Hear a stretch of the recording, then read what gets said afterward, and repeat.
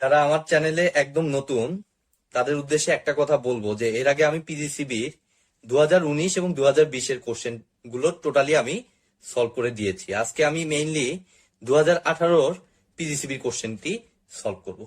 তার জন্য দেখেন আমাদের 1 নাম্বার কোশ্চেনে বলছে find VC and IL in the circuit. Normal একটা ডিসি সার্কিটের অঙ্ক, ডিসি আরএলসি সার্কিট মেইনলি আমাদের ইন্ডাক্টর, ক্যাপাসিটর এগুলি দেওয়া আছে, তার সাপেক্ষে আমাদের বের করতে হবে। তো দেখেন আপনাদের এটা দেখেই বুঝতেছেন এটা ডিসি সোর্স। তো ডিসি সোর্সে মেইনলি ইন্ডাক্টর কাজ করে, আমরা সবাই জানি ডিসি সার্কিটে ইন্ডাক্টর কাজ করে শর্ট সার্কিট হিসেবে আর ক্যাপাসিটর কাজ করে ওপেন সার্কিট হিসেবে। তো সেই লজিক খাটায় আমরা যদি সার্কিটটাকে একটু সিম্পলিফাই করি, আমাদের দেখেন এটা ডিসি সোর্সে আমাদের 10 ভোল্ট, এদিকে আমাদের 2 ওহম একটা রেজিস্টর আছে, আর এদিকে কি আছে, ইন্ডাক্টরটা শর্ট হয়ে যাবে, তাহলে এই যে ইন্ডাক্টরটা আমি শর্ট করে দিচ্ছি এবং তারপরে আমাদের একটা রেজিস্টর 3 ওহমের একটা রেজিস্টর, তারপর মেইনলি আমাদের কি 10 ওহমের একটা রেজিস্টর এই সাইডে আছে,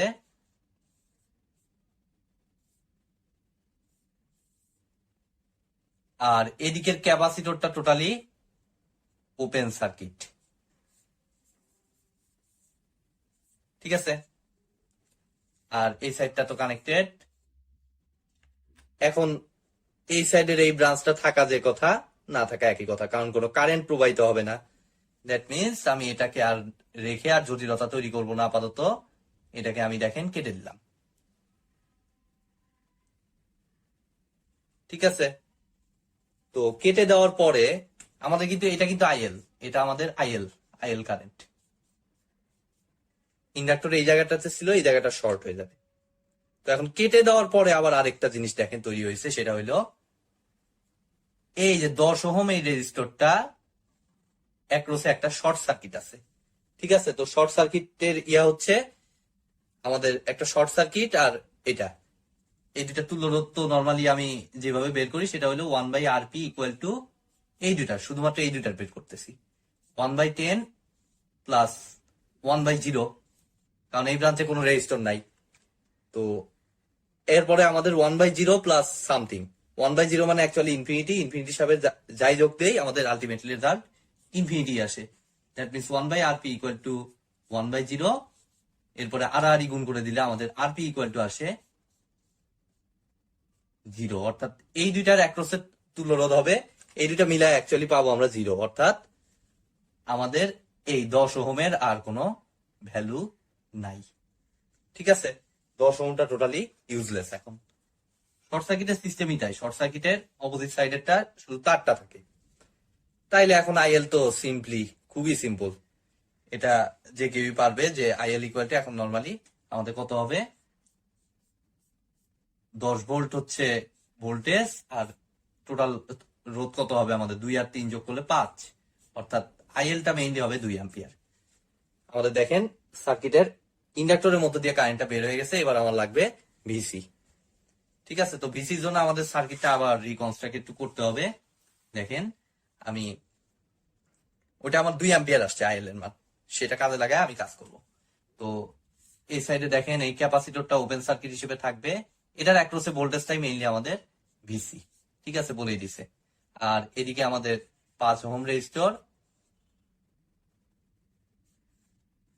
5 ওহম, এদিকে যা খুশি তাই থাক, সমস্যা নাই,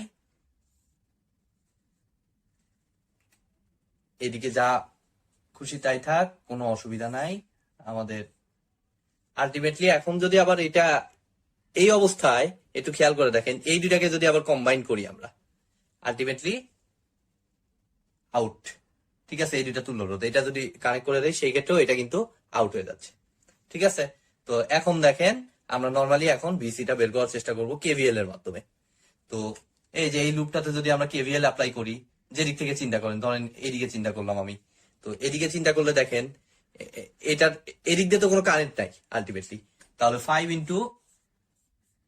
ইন্টু এই পয়েন্ট থেকে ধরেন শুরু করলাম, তাহলে 5 ইন্টু 0, কারণ কোনো কারেন্ট নাই, minus normal V equal to IR use করলাম, মাইনাস কত ভিসি।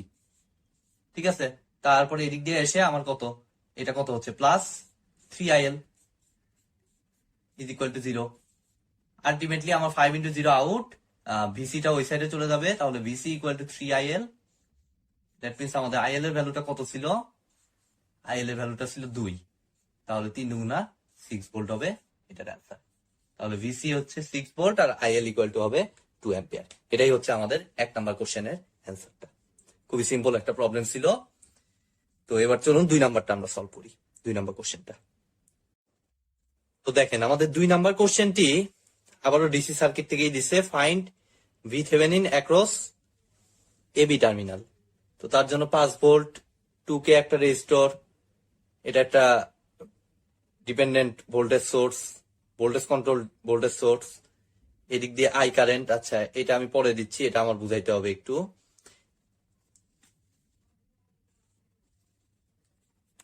এখানে একটা 20I কারেন্ট সোর্স আর এখানে 25 ওহম, এর অ্যাক্রসে একটা ভি দিছে।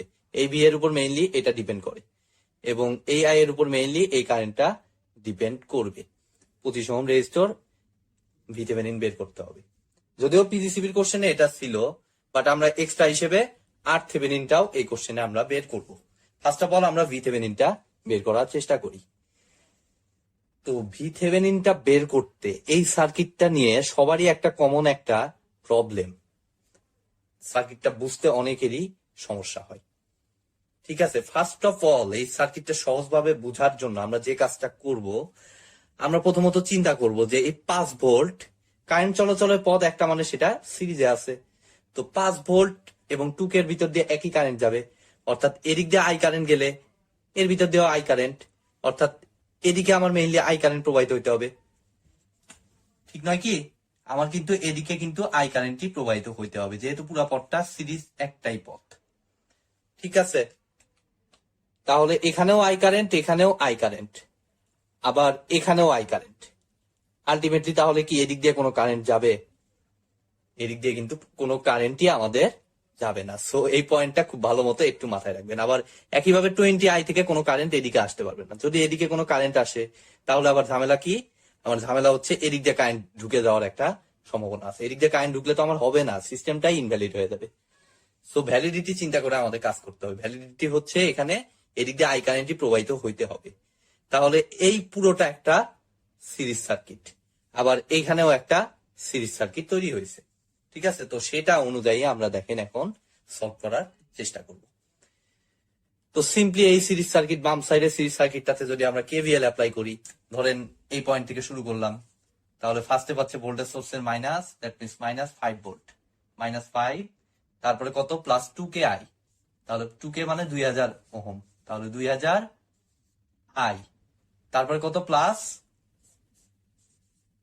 3V is equal to 0।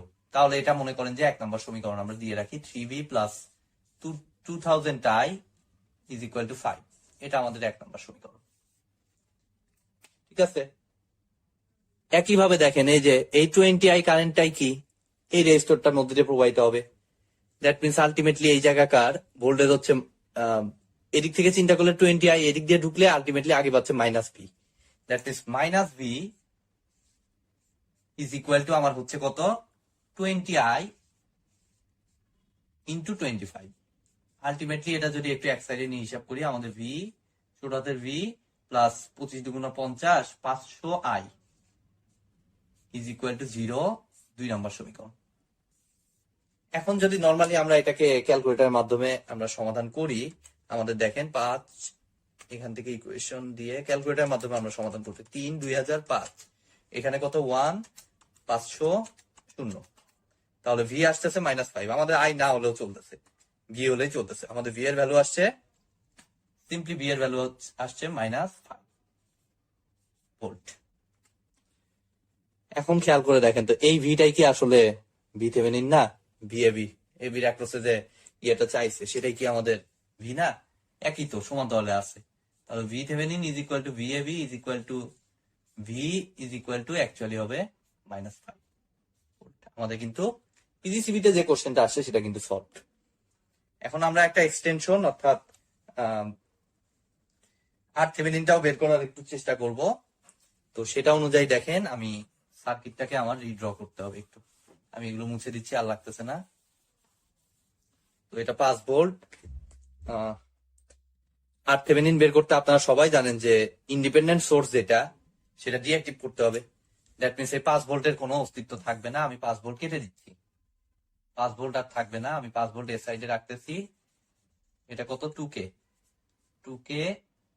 বা ডিপেন্ডেন্ট সোর্স কিন্তু আপনি ডিঅ্যাক্টিভ করতে পারবেন না, কারণ সেটা আরেক জায়গার ভোল্টেজ বা কারেন্টের উপর ডিপেন্ড করে বলে যা আছে তাই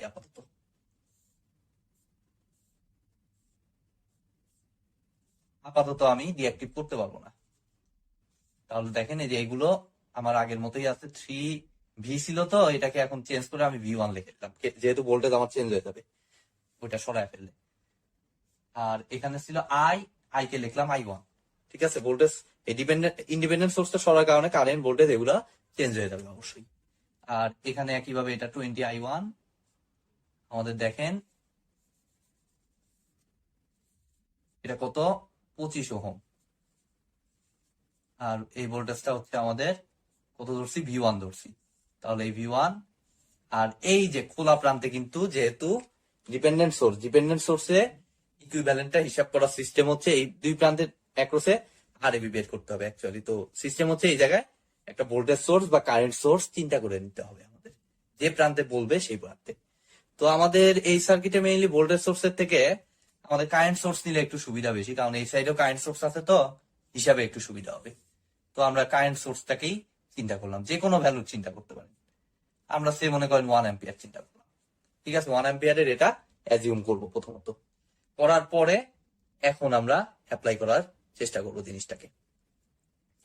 তো একই সিস্টেম, এটা তো পুরাটা একটা সিরিজ সার্কিট, এই সাইডে একটা সার্কিট লুপ, এই সাইডে আরেকটা সার্কিট। তো এই সাইডের সার্কিটটাতে মেইনলি আমাদের কেভিএল যদি অ্যাপ্লাই করি আমাদের কত আসতেছে, কেভিএল যদি অ্যাপ্লাই করি তাহলে আমাদের আসতেছে, ধরেন এই পয়েন্ট থেকে শুরু করলাম, তাহলে 2000I1 plus 3V1 is equal to 0। ঠিক আছে, তো এটা আমি মনে করলাম কয় নাম্বার সমীকরণ, এটা 1 নাম্বার সমীকরণ। আর ডান সাইডে যেটা আছে এটাতে দেখেন আমাদের নোড অ্যানালাইসিস করলে একটু সুবিধা হচ্ছে, বা কেসিএল যেটাই বলেন। তো নোড অ্যানালাইসিস যদি আমি করি, এদিক থেকে 20I1 আসতেছে, তারপরে মনে করেন যে এদিকের কারেন্টটা আমি মনে করলাম I1, আর এদিক দিয়ে 1 অ্যাম্পিয়ার চলে যাচ্ছে, তাহলে 20I1 নোড অ্যানালাইসিস অনুযায়ী ঢুকা current is equal two KCL, actually ঢুকা কারেন্ট ইকুয়াল টু বের হওয়া কারেন্ট, সেটা অনুযায়ী I1 প্লাস 1। ঠিক আছে, এখন আমাদের I1টা কত হবে দেখেন। আচ্ছা, তার আগে আমি এটাকে একটু ইয়ে করে নেই, 20I1 থেকে 19I1, ও হয়ে তো গেছে আমাদের 19I1, এটা এই সাইডে পাঠিয়ে দিলাম, 19I1 ইজ ইকুয়াল টু 1। তাহলে এখান থেকে আমাদের I1 ইকুয়াল টু আসতেছে 1/19। আমাদের কি হিসাবে কোথাও কি কোনো ভুল হয়েছে আমরা একটু চেক করে দেখি। এদিকে কত 20I1 আসতেছে, এদিক দিয়ে চলে গেল আমাদের I1, আর এদিক দিয়ে চলে গেল 1, তাহলে 20I1 equal to I1 plus 1, তাহলে 19I1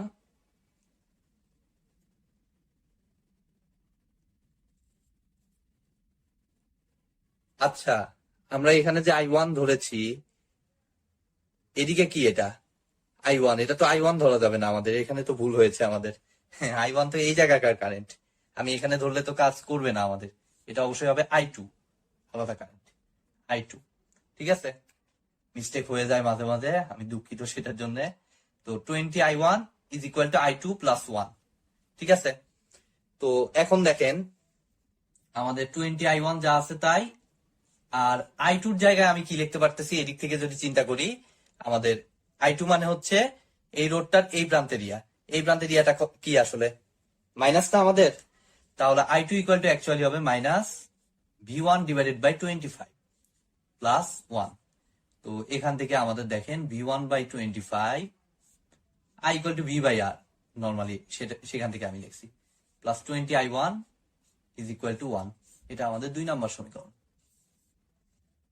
এখন নর্মালি যদি আমরা এখন এই দুইটা সমীকরণকে ক্যালকুলেটরের মাধ্যমে সমাধান করি, আমাদের দেখেন V1টা আমরা পেয়ে যাব। তো এটা হচ্ছে আমাদের 2030, এখানকার এটা হচ্ছে I1 আগে, দ্যাট মিনস 20 আগে, তারপর 1/25 আর 1। I1 আগে ধরছি আর V1 পরে ধরছি। তো আমাদের I1 টা লাগতেছে না, আমাদের V1 এর মানটা আসছে 100। আপনার ক্যালকুলেটর নরমালি সমাধান করেন, দেখেন পেয়ে যাবেন। তো V1 এর ভ্যালু আসছে আমাদের 100 ভোল্ট। আমাদের কাজ শেষ। এখন নরমালি এগুলো আমি মুছে দিচ্ছি, আর একটু আমরা ভাববো যে AB বলতে এই দুই প্রান্ত। আচ্ছা, এখানে আমি লিখেই দেই, এই A আর B এর অ্যাক্রসে মেইনলি আমরা একটা কারেন্ট সোর্স দিছিলাম। ঠিক আছে, তাহলে R AB equal to actually আমাদের কি? আর এবি ইকুয়াল টু আমাদের actually VAB divided by IAB. তো ভিএবি হচ্ছে আমাদের এই দুইটার অ্যাক্রসে ভিএবি তো মাত্র পাইলাম, এই যে ভিএবি এবং V1 দুইটা কি একই না, সমান তাহলে আছে যেহেতু, that means VAB equal to V1 divided by IAB. তাহলে V1 এর ভ্যালু আমরা মাত্র পাইলাম 100 ভোল্ট, আর আইএবি হচ্ছে আমাদের যেটা আমরা অ্যাজিউম করে নিছি 1। আপনি যে ভ্যালুই নেন, এখানে 1 অ্যাম্পিয়ার, 2 অ্যাম্পিয়ার, 5 অ্যাম্পিয়ার নেন, আর এবির ভ্যালু একটাই আসবে। ঠিক আছে, এই 100 ওহমই আসবে। ঠিক আছে, তো এটা ছিল আমাদের আর এবি। এবং থেভেনিন ইকুইভ্যালেন্ট যদি এখন একবারে প্রকাশ করতে চান, তাহলে V Thevenin equal to actually ছিল আমাদের কত? ভি থেভেনিন ইকুয়াল টু ছিল আমাদের -5। ঠিক আছে, অর্থাৎ এই প্রান্তটা মাইনাস দেব, এই প্রান্তটা প্লাস দিয়ে এই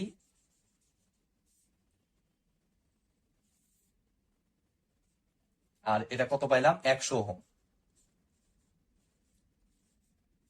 আচ্ছা, আরেকটা জিনিস করা যায়, এইখানে প্লাস মাইনাস দিয়ে এটাকে আমি বলে দিলাম -5 ভোল্ট।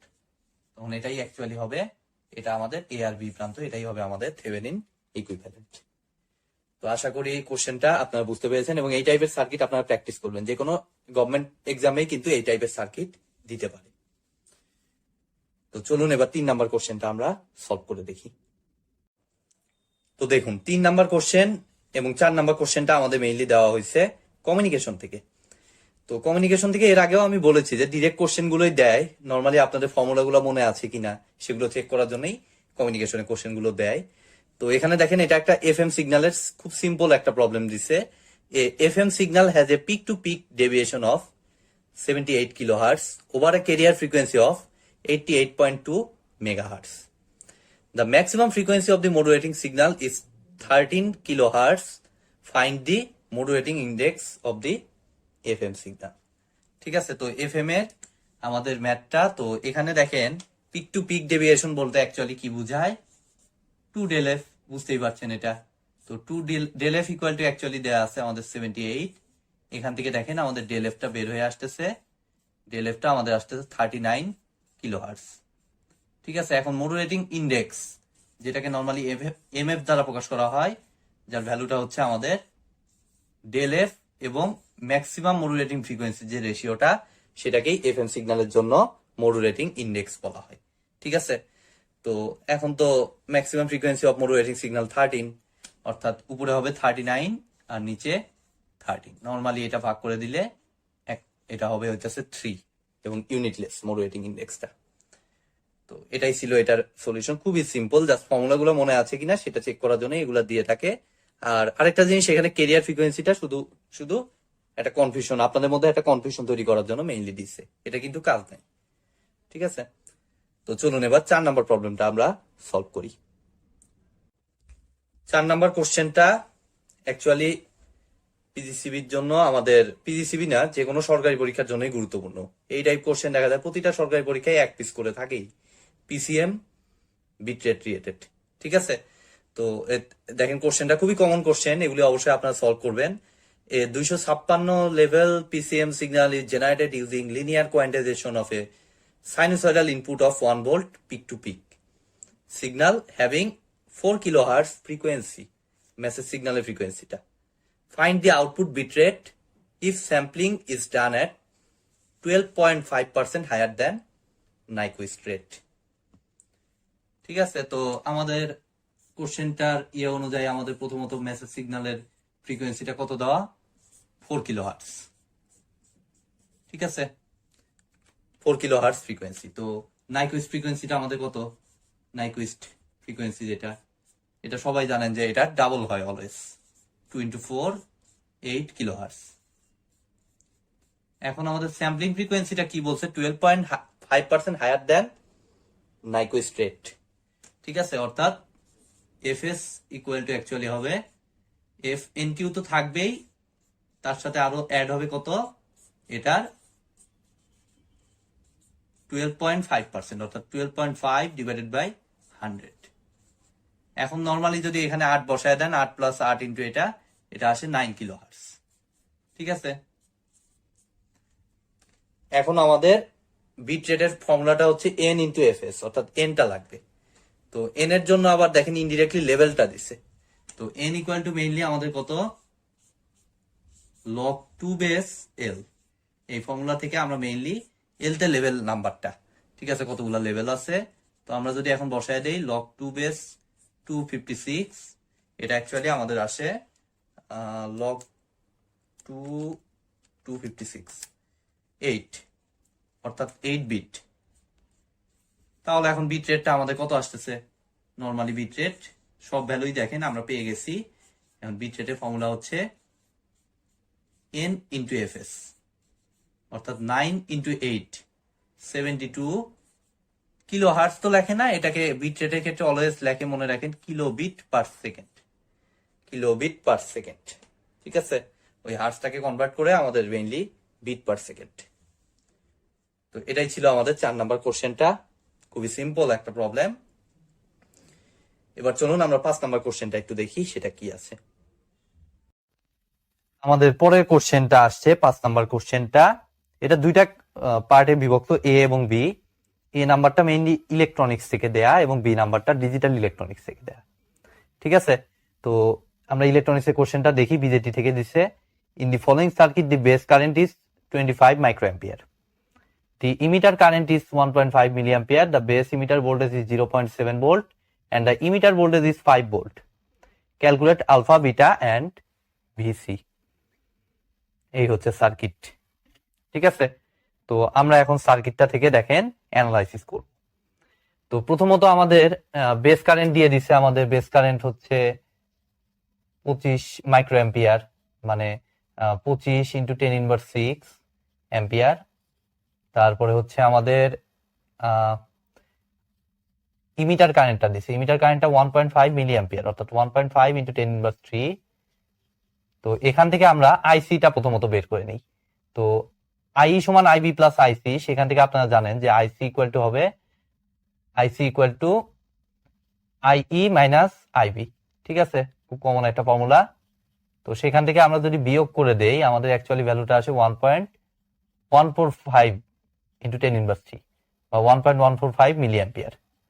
ঠিক আছে, এখন সিম্পলি আমাদের আলফার ফর্মুলা এবং বিটার ফর্মুলার জন্য আমাদের যেটা লাগবে সেটা হলো beta equal to IC by IB, খুব কমন ফর্মুলা। আমরা আমাদের আইসির ভ্যালু কত, আইবির ভ্যালু কত সেটা বসায় দিব। তাহলে দেখেন আইসি আইবি যে 1.145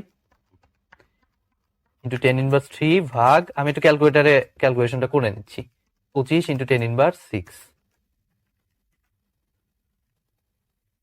1 পয়েন্ট, আচ্ছা আই থিঙ্ক কোন একটা জায়গায় ক্যালকুলেশন একটু ভুল হয়েছে, এটা 1.5, তো 1.5 into 10 inverse 3 minus 25 into 10 inverse 6। ও সরি, এই ভ্যালুটাতে একটু ভুল হয়েছে, 1.475 হবে এটা, এখানে বিয়োগটাতে একটু ভুল হয়েছিল, আমি দুঃখিত, অনেক সময় ক্যালকুলেশন ভুল হয়ে যায়। তাহলে এখন যদি আমরা হিসাব করি এটাকে আইসি বাই আইবি, তাহলে ভাগ 25 ইন্টু 10 ইনভার্স 6 59, বিটার ভ্যালুটা আসে সিম্পলি 59। আমাদের আলফার ভ্যালু কত আসে দেখি, আলফা হচ্ছে আইসি বাই আই, অর্থাৎ এটা ভাগ এটা 1.475 ভাগ 1.5, 10 ইনভার্স 3 তো কাটাই যাবে, 475 ভাগ 1.5, 1.475 ভাগ 1.5, 0.9833, সিম্পল মান। ঠিক আছে, এটুকুর কাজ কিন্তু শেষ। এখন আমাদের লাগবে হলো ভিসি। তো ভিসির জন্য এই বিজেটি সার্কিটটাতে একটা কেবিএল ফেললেই কাজ শেষ। ঠিক আছে, খুবই সিম্পল। এই দেখেন 15 ভোল্ট মাইনাস 15 ভোল্ট, এগুলাকে যদি লাইক এই সাইডটা, শুধু এই সাইড চিন্তা করলেই হচ্ছে, আমাদের এই দেখেন এই রেজিস্ট্যান্স,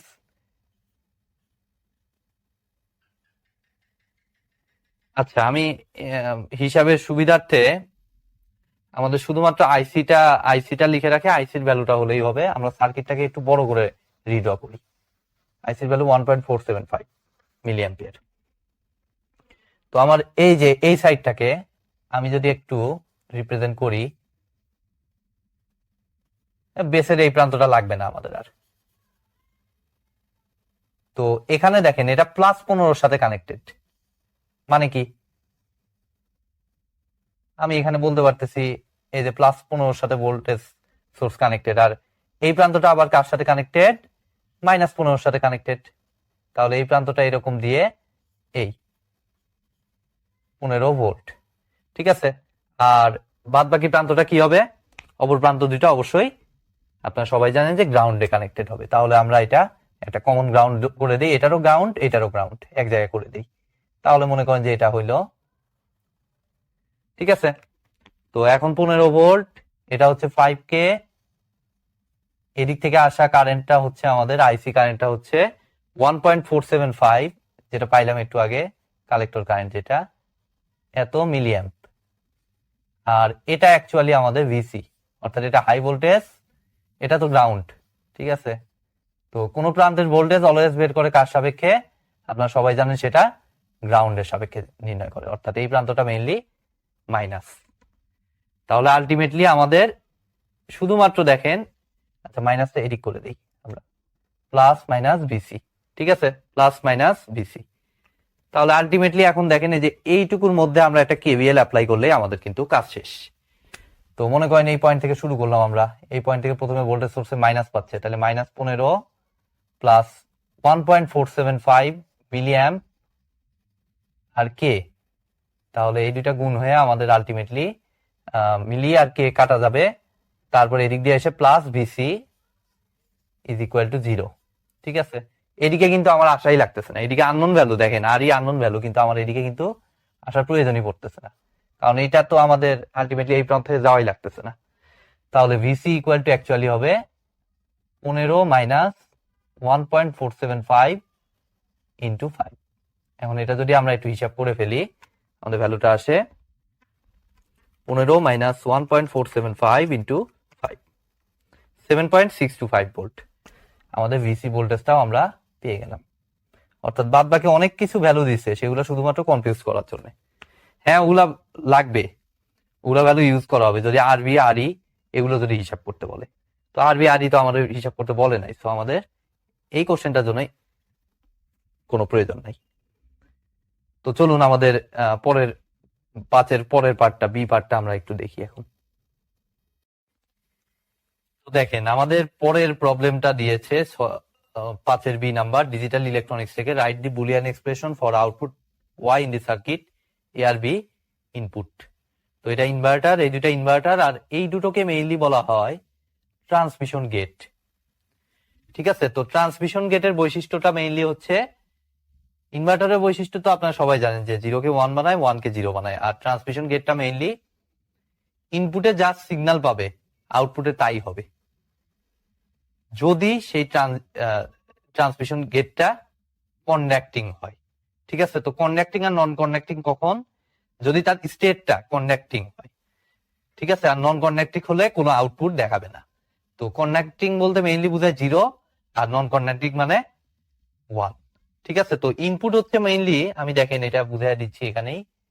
তো ইনপুট তো আপনারা বুঝতেই পারছেন, ট্রান্সমিশন গেটটার ইনপুট এটা, এটার জন্য ইনপুটটা এটা, ঠিক আছে। আর স্টেটটা কোনটা, স্টেট হচ্ছে মেইনলি এই যে এটা, স্টেটের উপর ডিপেন্ড করে মেইনলি এটা উপরে যেটা আছে, এই যে উপর থেকে এসে যেটা লাগছে এটাকে বলা হবে স্টেট।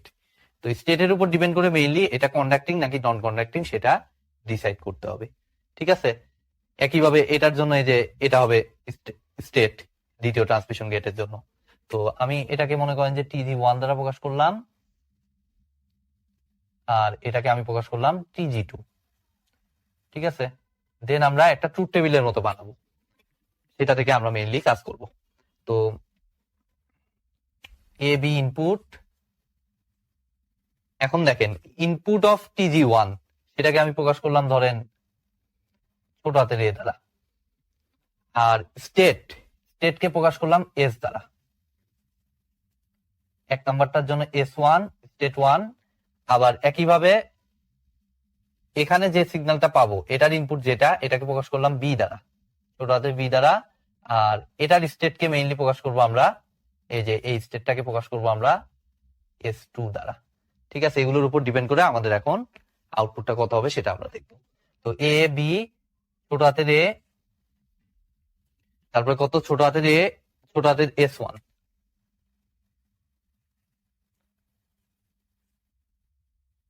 এটার উপর ডিপেন্ড করে আমাদের TG1 কন্ডাক্টিং নাকি নন কন্ডাক্টিং সেটা আমরা দেখব।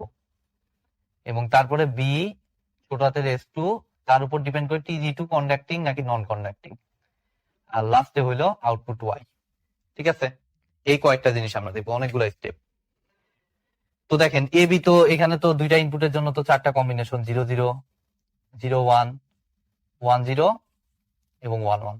এটা তো আপনারা বুঝতেই পারছেন। তো আমরা প্রথমত 0 0টা দেখি, তারপরে আস্তে আস্তে আছে এটা একটা ছকের মতো বানায় ফেলি, অনেকগুলা তো।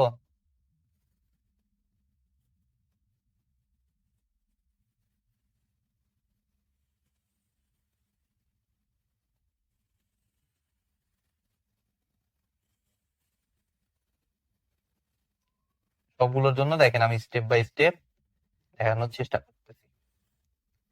বিএস, এখন দেখেন এ বি যখন 0 0, তাহলে এ যদি 0 হয় এদিক থেকে আমাদের 0 আসতেছে, 0 এসে আমাদের এদিক দিয়ে এটাও 0। তো 0 যদি হয় তাহলে দেখেন এই 0টা এদিক দিয়ে যে এই যে TG1 এ এটা আমরা পাচ্ছি 0। ঠিক আছে, এটার জন্য TG1 এর জন্য আমরা ভ্যালুটা পাচ্ছি, এ এর ভ্যালুটা পাচ্ছি 0। এখন দেখি স্টেট 1টা কত হয়। তো 0 এদিক দিয়ে যে স্টেট 1ও আমাদের দিচ্ছে 0। তো স্টেট 1 যদি 0 হয় তাহলে TG1 অবশ্যই কি নন কন্ডাক্টিং। নন কন্ডাক্টিং মানে TG1 এর জন্য আমরা কোনো আউটপুট পাবো না, অর্থাৎ এটাকে আমি ক্রস দ্বারা প্রকাশ করলাম নন কন্ডাক্টিং। ঠিক আছে, আপনারা এখানে নন কন্ডাক্টিং লেখাটাই ভালো। ঠিক আছে, একইভাবে আমরা বিটা দেখি। তো এদিক থেকে 0 আসছে, তাহলে 0 এখানে কনভার্ট হয়ে বি হয়ে যাচ্ছে 1। ঠিক আছে, তার মানে ইনপুট 1। এখন স্টেট 2টা দেখি। স্টেট 2 হচ্ছে এদিক থেকে আসছে, তাহলে এই যে দেখেন 0টা এই ইনভার্টার হয়ে 1 পাইছে, সেই 1টাই কি S2 হয়ে ঢুকছে। দ্যাট মিনস S2 1, তার মানে TG2 কিন্তু কন্ডাক্টিং। যদি কন্ডাক্টিং হয় তাহলে এটার ইনপুট যা ছিল আউটপুট তাই হবে, অর্থাৎ TG2 এর জন্য ইনপুট অ্যাকচুয়ালি ছিল বি, বি এর ভ্যালু হচ্ছে 1। দ্যাট মিনস আউটপুটটা এখানে হবে 1 সিম্পলি। ঠিক আছে, এখন আমরা এগুলো মুছে দিচ্ছি 0 0। এবার দেখেন 0 1, তাইলে 0 1 মানে এটা 0 এটা 1। তাহলে আসেন আমরা দেখি 0 থেকে আমাদের এই 1টা এদিক দিয়ে এসে এ এর ভ্যালু হয়ে যাচ্ছে 1। তার মানে TG1 এর জন্য ইনপুটটা 1। এখন স্টেটটা কি হয় দেখি। স্টেট এই যে 0, তার মানে স্টেট 0 মানে এটা কিন্তু নন কন্ডাক্টিং, TG1টা নন কন্ডাক্টিং, তার মানে TG1 থেকে কোনো আউটপুট পাবো না। এবার আসেন বি, বি হচ্ছে আমার 1, তাহলে 1 ইনভার্ট হয়ে এই বিতে আসতেছে 0, তাহলে এই যে 0। আর এটার স্টেটটা কি হয় দেখি আমরা, এই যে 0 থেকে এসে এটা কনভার্ট হয়ে 1 হয়ে গেল, তাহলে 1 এখানে এসে মেইনলি S2 এর ভ্যালুটা আসে 1। তার মানে আমাদের কি S2 এর ভ্যালু যদি 1 আসে তাহলে এটা অবশ্যই কন্ডাক্টিং, তাহলে এটার ইনপুট যা ছিল আউটপুট তাই হবে। তার মানে ইনপুট ছিল আমাদের দেখেন এই ট্রান্সমিশন গেট 2 এর জন্য ইনপুট ছিল বি, বি এর ভ্যালু 0। দ্যাট মিন্স এটা হবে 0 সিম্পলি। ঠিক আছে, এবার এগুলো মুছে দেই। 0 1 আমার লাগতেছে না, পরেরটা হলো 1 0। তাহলে আসেন এটা 1 এটা 0, তাহলে 1 0 যদি হয় তাহলে আমাদের দেখেন এই যে 0 এদিক দিয়ে এসে এর ভ্যালু হয় 0। ঠিক আছে, আর S1 এর ভ্যালু কত হয় দেখি। 1 এদিক থেকে এসে S1 এর ভ্যালু হয় 1, আর S1 এর ভ্যালু 1 মানে এটা অবশ্যই কন্ডাক্টিং। ঠিক আছে, এগুলো হচ্ছে কন্ডাক্টিং। ঠিক আছে, কন্ডাক্টিং যদি হয় তার মানে এটার ইনপুট যা ছিল আউটপুট তাই হওয়া উচিত। দেখি অন্যটা নন কন্ডাক্টিং হয় কিনা, সেটা আগে দেখে আসি। বি এর ভ্যালু 0 মানে এদিকে বি এর ভ্যালু হয়ে যাবে 1, 0 থেকে 1 এ কনভার্ট হবে। তারপর স্টেট দেখি, 1 এ সাইড দিয়ে এসে ইনভার্টার হয়ে S2 আসতেছে 0। দ্যাট মিনস ট্রান্সমিশন গেটের স্টেট 0 মানে এটা নন কন্ডাক্টিং, মানে এটা মেইনলি TG1 এর ইনপুটকে ফলো করবে। তো TG1 এর ইনপুট ছিল এ এর ভ্যালু হচ্ছে 0, দ্যাট মিনস এখানে আউটপুট হবে 0। আর একটা আছে 1 1, তাহলে এটা কেটে দিচ্ছি 1 1। আসেন এবার 1 1 এর জন্য আমাদের এ কোথায়, এই যে এ এর ভ্যালু আসতেছে 1, তাহলে এটা 1। স্টেট কি হয়, স্টেট এই যে 1 থেকে এই দিক দিয়ে এসে স্টেটও 1, মানে ট্রান্সমিশন গেট 1 কন্ডাক্টিং। এবার আসুন এটার অবস্থা বি, 1 ইনভার্ট হয়ে 0 হচ্ছে, আর S2 কত আসতেছে, 1 ইনভার্ট হয়ে 0 আসতেছে। S2 এর ভ্যালু 0, তার মানে এটা নন কন্ডাক্টিং। আর নন কন্ডাক্টিং মানে সেটা TG2 কে ফলো করবে না, TG1 এর ইনপুট কে ফলো করবে। TG1 এর ইনপুট ছিল 1, দ্যাট মিনস এটার আউটপুট হবে 1। ঠিক আছে, এখন আমাদের আরেকটা কাজ বাকি আছে, সেটা হলো বুলিয়ান এক্সপ্রেশন। আমাদের কিন্তু ট্রুথ টেবিল বানাইলাম আমরা, এখান থেকে আমরা দেখেন একটু বুলিয়ান এক্সপ্রেশনটা কি হয়। আমরা পুরো জিনিসটাকে ছোট করে ফেলে আমাদের শুধুমাত্র এ বি এবং ওয়াই রাখবো। ইনপুট আউটপুট এবং ওয়াই মিলাই তো আমাদের বুলিয়ান এক্সপ্রেশন। 0 0 এর জন্য আমার আসতেছে 1, 0 1 এর জন্য আমার আসতেছে 0, 1 0 এর জন্য আমার আসতেছে 0, আর 1 1 এর জন্য আমার আসতেছে 1। ঠিক আছে, তাহলে বুলিয়ান এক্সপ্রেশনটা আমার কি আসে, y ইকুয়াল টু সিম্পলি আপনারা জানেন এটা a প্রাইম b প্রাইম, বা a বার b বার যেটাই বলেন, a প্রাইম b প্রাইম, যেহেতু দুইটাই 0, a prime b prime plus পরেরটা আমাদের a প্রাইম b প্লাস তারপরেরটা আমাদের a b প্রাইম, তারপরেরটা আমাদের a b। ঠিক আছে, এরকম একটা এক্সপ্রেশন আমরা পাচ্ছি বুলিয়ান এক্সপ্রেশন হিসেবে। তাহলে কিছু করতে পারি আমরা, আমাদের এই দুইটার মধ্যে থেকে আমাদের B common, A B R A prime B থেকে, আর এই দুটো থেকে আমাদের বি প্রাইম কমন। তাহলে এই দুটো থেকে বি কমন নিলে আমাদের আসতেছে এ প্লাস এ প্রাইম, আর এই দুটো থেকে আমাদের বি প্রাইম কমন নিলে আমাদের কি কোথাও ভুল হয়েছে আমরা একটু চেক করে দেখি। বি প্লাস বি প্রাইম, আচ্ছা আশা করি ভুল হয়নি। বি প্রাইম এখানে আসতেছে, এই দুটো থেকে বি প্রাইম কমন নিলাম। আচ্ছা আমার তো আসলেই ভুল হয়েছে, এটা তো সবগুলো আমি কমন ভাবে লিখে ফেললাম আমরা। আমাদের কি তাহলে হবে, আমাদের তো মেইনলি যে যে জায়গায় আউটপুট 1 আসবে সেই সেই জায়গায় আমার ফোকাস করতে হবে, অর্থাৎ y ইকুয়াল টু এখানে 1 এবং এখানে 1। তাহলে 1 এর জন্য আমার ভ্যালু ছিল a প্রাইম b প্রাইম, আর এই 1 এর জন্য আমার ভ্যালু ছিল a b। এই দুটা শুধুমাত্র হবে, আমাদের ভুল হচ্ছিল কোনো একটা। ঠিক আছে, তো এটা মানে তো আপনারা আবার সবাই জানেন যে এটা মেইনলি এক্স নর গেট, অর্থাৎ এক্স নর গেট ছিল এ এক্স অর বি, তার উপর এখন একটা প্রাইম দিলেই মেইনলি এটা পাওয়া যাবে, অর্থাৎ এটা এক্স নর গেটের সার্কিট ছিল। তো এটি ছিল আমাদের 5 নাম্বার কোশ্চেন টোটালটা।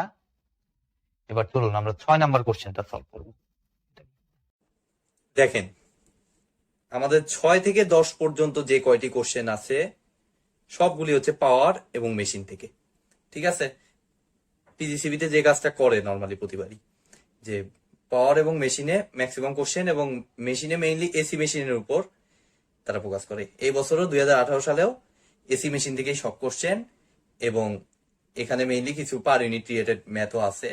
তো 6 নাম্বার কোশ্চেনটা দেখেন, বলছে এ 10 MVA 66 kV 50 Hz Y connected 3-phase alternator has synchronous reactance of 0.65 ohm. It is working at full load at 0.8 power factor lagging. Find torque angle. Neglect armature resistance. তো torque অ্যাঙ্গেলটার বেসিকটা নিশ্চয়ই আপনারা সবাই জানেন যে টর্ক অ্যাঙ্গেল বলতে mainly terminal voltage এবং generated EMF এর মধ্যে যে কোণটা সেটাকে মেইনলি বলা হয় টর্ক অ্যাঙ্গেল। ঠিক আছে, তো আমাদের দেখেন টার্মিনাল ভোল্টেজ যেটা সেটা দিয়েই দেওয়া আছে 66 কিলোভোল্ট। ঠিক আছে, জাস্ট আমাদের এখন ইয়েটা বের করতে হবে, ওটার নাম কি, জেনারেটেড ইএমএফটা বের করলেই কিন্তু আমাদের কাজ হয়ে যাবে, যে ডাটা আছে সেটা অনুযায়ী। তো আমাদের আছে যদিও 3 ফেজ, আমরা সিঙ্গেল ফেজের মতো এটাকে চিন্তা করলে আমাদের হিসাব করাটা কোনো কষ্টের কিছু হবে না। তো আমাদের নর্মালি অল্টারনেটরের যে সার্কিটটা সেটাকে লাইক কিরকম ভাবে প্রকাশ করতে পারি, এরকম ধরেন যে একটা আর্মেচার, এই আর্মেচারে বলছে কোনো রেজিস্ট্যান্স নাই, লাস্ট লাইনে বলে দিচ্ছে নেগলেক্ট আর্মেচার রেজিস্ট্যান্স, শুধুমাত্র 0 পয়েন্ট রিঅ্যাক্টেন্স আছে অর্থাৎ ইন্ডাকটিভ। এটা তো আপনারা সবাই জানেন যে এগুলো সব ইন্ডাকটিভ হয়। তো ইন্ডাকটিভ রিঅ্যাক্টেন্সটা কত আমাদের, যে 0.65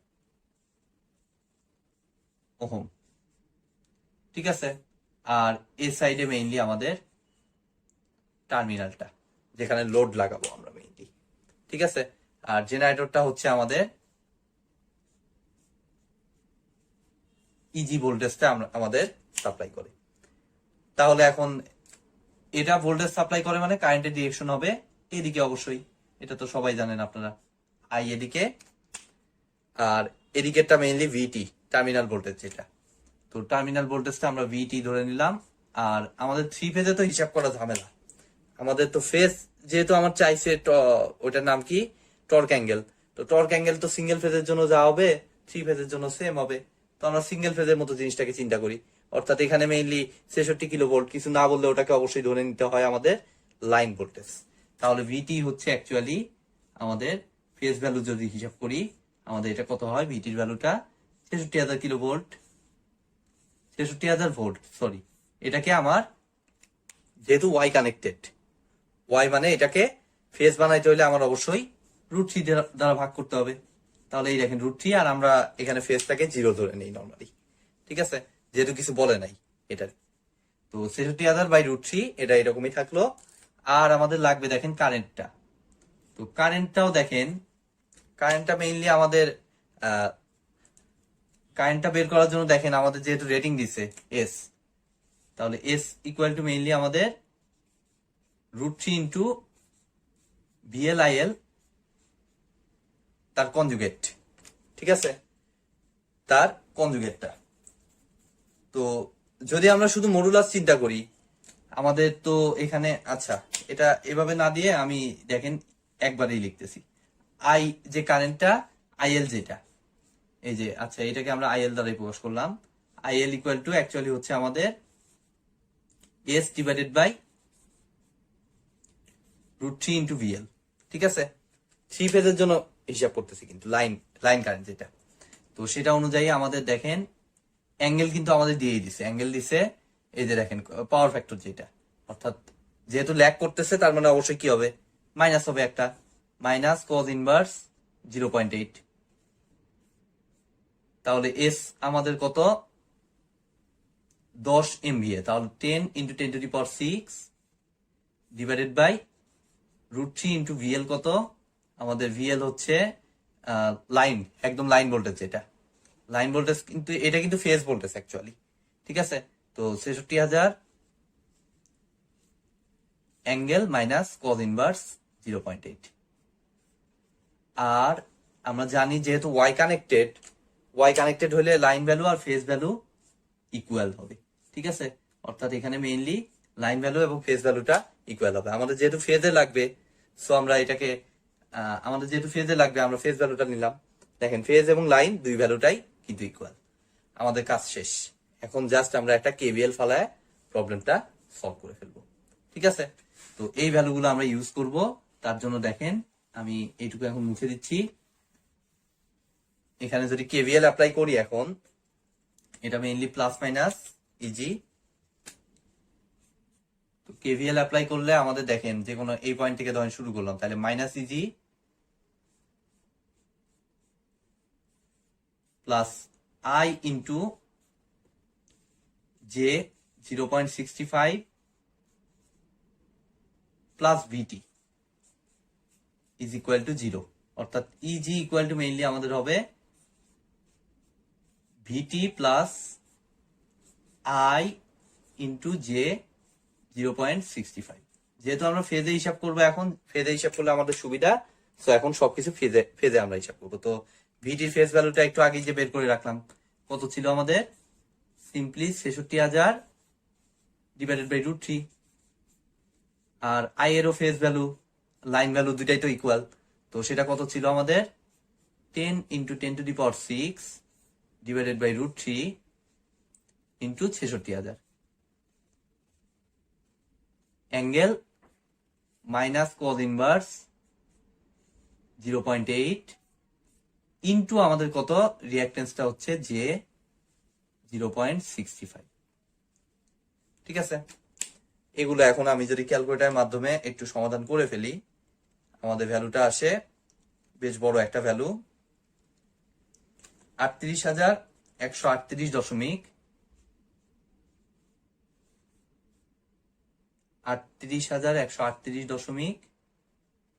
473, অ্যাঙ্গেল 0.067 ডিগ্রি। ঠিক আছে, এটা হচ্ছে, যদিও আমাদের জেনারেটেড ইএমএফ এর ফেজ ভ্যালু চাই নাই, তাও আমরা বের করে রাখলাম যেহেতু আমাদের লাগতেছে। এখন আমাদের মেইনলি কি চাইছে, যে টর্ক অ্যাঙ্গেল যেটা, তো টর্ক অ্যাঙ্গেলটা আমি বলছি ইজি এবং ভিটির অন্তর্ভুক্ত যে কোণটা। তো ভিটির ফেজ ছিল আমাদের অ্যাকচুয়ালি 0 ডিগ্রি, আর এটার ফেজ হচ্ছে 0.067 ডিগ্রি। তাহলে দুইটার ফেজ ডিফারেন্স করলে কত হয় আলটিমেট রেজাল্ট? টর্ক অ্যাঙ্গেলটা জাস্ট দুইটার ফেজটাকে বিয়োগ করে দিব, তাহলে আমাদের টর্ক অ্যাঙ্গেলের ফাইনাল ভ্যালুটা আসতেছে কত? টর্ক অ্যাঙ্গেল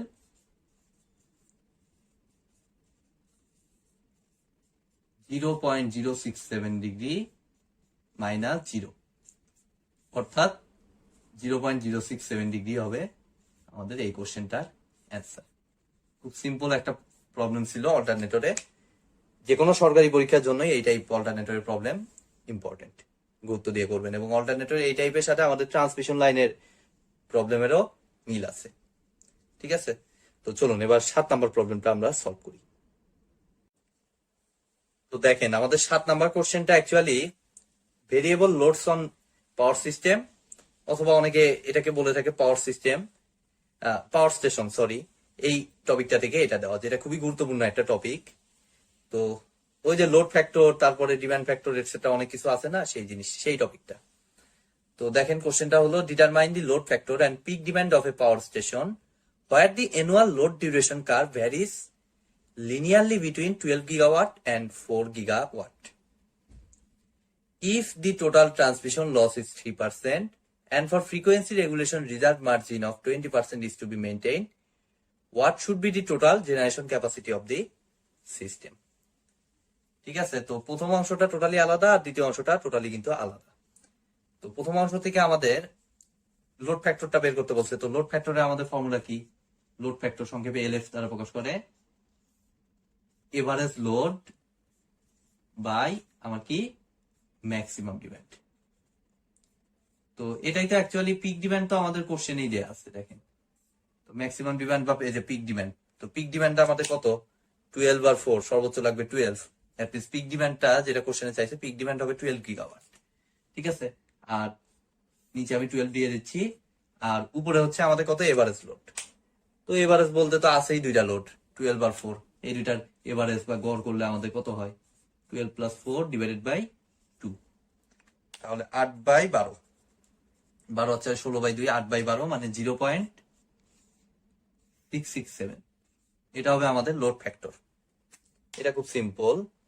আর পরেরটা একটু ইয়ে দিচ্ছে, যে আমাদের জেনারেশন ক্যাপাসিটি চাইছে, total generation capacity of the system. এটা কিন্তু খুব ভালো মতো আপনাদের বুঝতে হবে। দেখেন, লোডটা লাগে কার? লোডটা লাগে পাবলিকের। আর জেনারেশন করে কে? জেনারেশন কোম্পানি যারা আছে, তারা তাদের সিস্টেম থেকে একটা পাওয়ার তারা কি করে যে জেনারেট করে, সেই পাওয়ারটা তারা সাপ্লাই দেয় বিভিন্ন জায়গায়। তো অবশ্যই এই ম্যাক্সিমাম ডিমান্ড আর জেনারেশন ক্যাপাসিটি এই দুটার মধ্যে কিন্তু জেনারেশন ক্যাপাসিটিটা বেশি হতে হবে। কেন বেশি হতে হয়? কারণ আপনারাই ভাবেন জেনারেশন ক্যাপাসিটি অনেক কয়েকশো কিলোমিটার দূরে ধরেন আছে জেনারেশন স্টেশন, যেটা জেনারেটর স্টেশন, সেখান থেকে তারা সাপ্লাই করতেছে। এখন আপনার কাছে ধরেন আপনি 12 গিগাওয়াট, এখানে বলেই দিছে 12 গিগাওয়াট সর্বোচ্চ ম্যাক্সিমাম ডিমান্ড। তাহলে 12 গিগাওয়াট আপনি যদি পান, তাদের সিস্টেম থেকে অবশ্যই তার থেকে বেশি পাওয়ার দিতে হবে, কারণ পাওয়ার মাঝখানে লস হবে না। ট্রান্সমিশন লাইন আছে যে বড় বড় কয়েকশো কিলোমিটার লম্বা ট্রান্সমিশন লাইনের মধ্যে কি ভোল্টেজ ড্রপ আছে না, রিঅ্যাক্টেন্স আছে, তো ভোল্টেজ ড্রপ আছে, তারপর ফ্রিকোয়েন্সি রেগুলেশন, অনেক টার্ম আছে, ফেজের হ্যান ত্যান অনেক কিছু আছে। তো অবশ্যই এই লস গুলো ওভারকামের মতো এনাফ পাওয়ার ওভারকাম যাতে করতে পারে, সেই পরিমাণ এনাফ পাওয়ার আমার জেনারেটর স্টেশন থেকে আমাদের সাপ্লাই করতে হবে। ঠিক আছে, তো অবশ্যই জেনারেটিং সিস্টেমের ক্যাপাসিটিটা বেশি হবে। ঠিক আছে, ম্যাক্সিমাম ডিমান্ডের থেকে সেই ক্যাপাসিটিটা অবশ্যই বেশি না হলে কিন্তু সম্ভব না, এবং সেটা ম্যাথমেটিক্যালি তারা ওইভাবেই হিসাব করে যে এত কিলোমিটার পরে এতটুকু লস হতে পারে, তো সেই অনুযায়ী তারা পাওয়ার জেনারেট করে যাতে পাবলিক ম্যাক্সিমাম ডিমান্ডটা পায়। তাহলে এখন আসেন এই জিনিসটাকে আমরা এখানে লস গুলোর মাধ্যমে আমরা মেইনলি হিসাবটা করব। তো তার জন্য দেখেন আমি এই সাইডে পাবলিক যেটা পাচ্ছে অর্থাৎ ম্যাক্সিমাম ডিমান্ড, জেনারেটিং স্টেশন থেকে তো অবশ্যই ম্যাক্সিমাম ডিমান্ডকে টার্গেট করেই তারা দিবে। ঠিক আছে, তাহলে পাবলিক যতটুকু ইউজ করে ইজ ইকুয়াল টু, এদিকে আমাদের কি ক্যাপাসিটি অফ জেনারেটিং স্টেশন, তাহলে ক্যাপাসিটি আমি সংক্ষেপে ক্যাপাসিটি লিখলাম, এই লাস্ট লাইন যেটা জেনারেশন ক্যাপাসিটি, তাহলে অবশ্যই ক্যাপাসিটি বেশি, তাহলে ক্যাপাসিটির একটা অংশ ম্যাক্সিমাম ডিমান্ড পাবে। তাহলে এখানে দেখেন ট্রান্সমিশন লস দিছে হলো 3%, অর্থাৎ এতটুকু লস সিস্টেম থেকে আউট।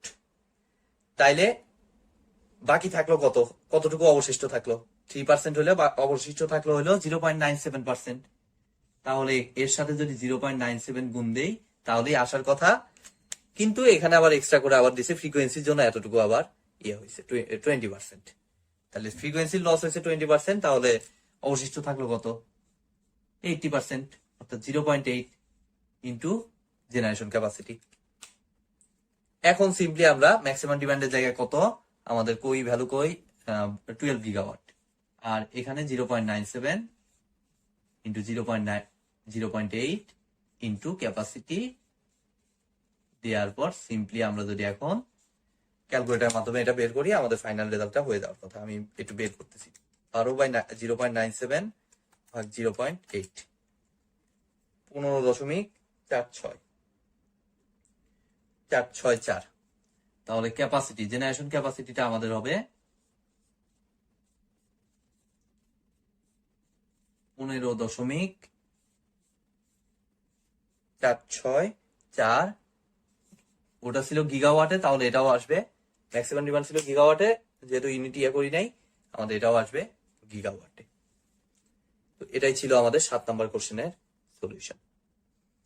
তো চলুন এবার আমরা 8 নাম্বারটা সলভ করি। এই কোশ্চেনটি অর্থাৎ 8 নাম্বার কোশ্চেনটি আমাদের রিলে থেকে মেইনলি দেওয়া, এবং এটি একাধারে একটা থিওরি এবং একটা ম্যাথ দুইটার কম্বাইন্ড একটি কোশ্চেন, এবং এই কোশ্চেনটি পিজিসিবির জন্য খুবই গুরুত্বপূর্ণ। প্রত্যেকটা বছরের এক্সামের জন্য এই কোশ্চেনটা খুবই গুরুত্বপূর্ণ। ঠিক আছে, তো দেখেন কোশ্চেনটা কি। এ 3-phase 11/132 kV star delta connected power transformer is protected by differential protection. The cities on the low voltage side have a current ratio of 500/5.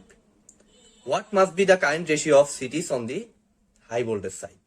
Low voltage এটা দেয়া আছে, হাই ভোল্টেজ এটা চাইছে। Also show in a diagram how should the cities be connected. ঠিক আছে, অর্থাৎ এই differential প্রোটেকশনের ইয়েটা আঁকাইতে হবে, প্লাস আমাদের কিছু ক্যালকুলেশন করতে হবে। ঠিক আছে, তো চলুন কথা না বাড়িয়ে শুরু করা যাক। এখানে বলে দিয়েছে পাওয়ার ট্রান্সফরমারটা স্টার ডেল্টা কানেক্টেড, অর্থাৎ প্রাইমারি সাইডটা স্টার হবে, সেকেন্ডারি সাইডটা ডেল্টা হবে। তাহলে দেখেন পাওয়ার ট্রান্সফরমার থেকে শুরু করতেছি, অর্থাৎ এই ট্রান্সফরমারের 3টা কয়েল দিয়ে নেই আগে। ট্রান্সফরমারে দেখেন 3 ফেজ যেহেতু 3টা কয়েল আমরা দিয়ে দিচ্ছি, ঠিক আছে। এটা প্রাইমারি, এই এই স্টার কানেকশনে যেটা আছে প্রাইমারি সাইডটা ট্রান্সফরমারে, ঠিক আছে। তো সেটা অনুযায়ী সে প্রাইমারি সাইডটা স্টার আছে মানে এর সাথে যে সিটিটা কানেক্টেড হবে সেটা কিভাবে কানেক্টেড, ডিফারেন্সিয়াল প্রোটেকশনের ক্ষেত্রে আমরা জানি যদি স্টারে হয় তাহলে সেটার সাথে অবশ্যই সিটির ডেল্টা কানেক্টেড হইতে হবে, ঠিক আছে। অর্থাৎ এর সাথে দেখেন আমরা একটা সিটি কানেক্টেড করে দিচ্ছি, সিটি কানেকশনটা একটু পরে দিচ্ছি, আমরা জাস্ট একটা করে সিটি দিচ্ছি, 3টা লাইনের সাথে 3টা সিটি আমরা দিয়ে নিলাম, ঠিক আছে। এখন প্রাইমারিটা যেহেতু ওয়াই তে কানেক্টেড, এই ওয়াই বলতে স্টার আর কি পাওয়ার ট্রান্সফরমারের, তাহলে এটাকে দেখেন আমরা ওয়াই তে কানেক্টেড করে দিলাম, জাস্ট এই প্রান্তটা শর্ট করে দিলে এটা কি ওয়াই এর আকৃতি হয়ে গেল। অবশ্যই এই প্রান্তটা নিউট্রাল পয়েন্টটা আমরা গ্রাউন্ড করে দিব এখানে, ঠিক আছে। পাওয়ার ট্রান্সফরমারের কাজ কিন্তু শেষ। তো পাওয়ার ট্রান্সফরমারের পর কি আসবে আমাদের হচ্ছে এই সিডিটা। তো এটা ওয়াই তে কানেক্টেড মানে এটা অবশ্যই ডেল্টাতে কানেক্টেড।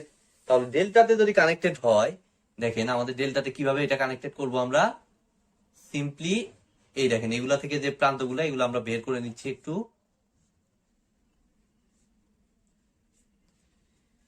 বের করে নেওয়ার পর সিম্পলি দেখেন এই যে এটার দ্বিতীয় প্রান্তের সাথে এটার প্রথম প্রান্ত কানেক্টেড, এটার দ্বিতীয় প্রান্তের সাথে আবার একইভাবে এটার প্রথম প্রান্ত কানেক্টেড, তারপর লাস্টে যে প্রান্তটা থাকলো অর্থাৎ এই প্রান্তটা, এইটা যদি আমরা এইটার সাথে কানেক্টেড করে দিই ফার্স্ট ট্রান্সফরমারের ফার্স্ট সিটির সাথে, তাহলে দেখেন এটা ডেল্টার আকৃতি হয়ে গেছে। ডেল্টা অর্থাৎ এই যে এরকম, এটাকে একটু ঘুরায় পেঁচায় আঁকান, দেখেন এরকম ডেল্টার মতো আকৃতি হয়ে যাবে, হয়ে যাইতে বাধ্য, ঠিক আছে। তো এটাই দেখেন আমরা একটু ইয়ে করে আঁকাইছি ডায়াগ্রামে। তো এভাবে আমরা সিটি কানেকশনটা দিয়ে দিলাম।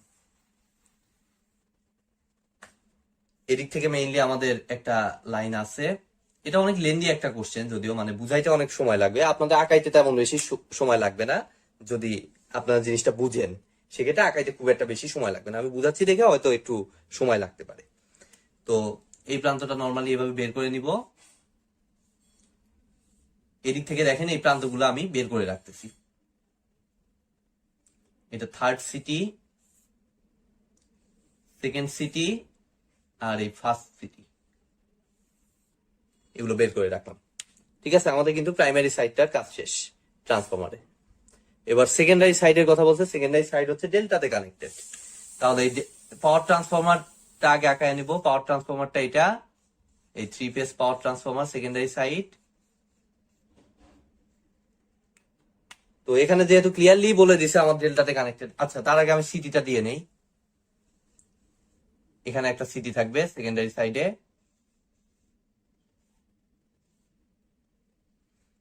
কানেকশন পরে দিব। এখন এই ট্রান্সফরমারটা বলেই দিছে ডেল্টাতে connected secondary side, that means আমাদের ওই যে আগেরটাতে এখানে যেভাবে করলাম, এটার এই প্রান্তের সাথে এটা কানেক্টেড, একইভাবে এটার এই প্রান্তের সাথে এটা কানেক্টেড, আর এই যে এই প্রান্তটা এটা আসবে আমার কই থেকে, হ্যাঁ ঠিক আছে, এটা অবশ্যই আসবে এই যে এই প্রান্ত থেকে। তাহলে দেখেন এই পাওয়ার ট্রান্সফরমারটা, দ্বিতীয় পাওয়ার ট্রান্সফরমারটাও আমার ডেল্টাতে কানেক্টেড, ঠিক আছে।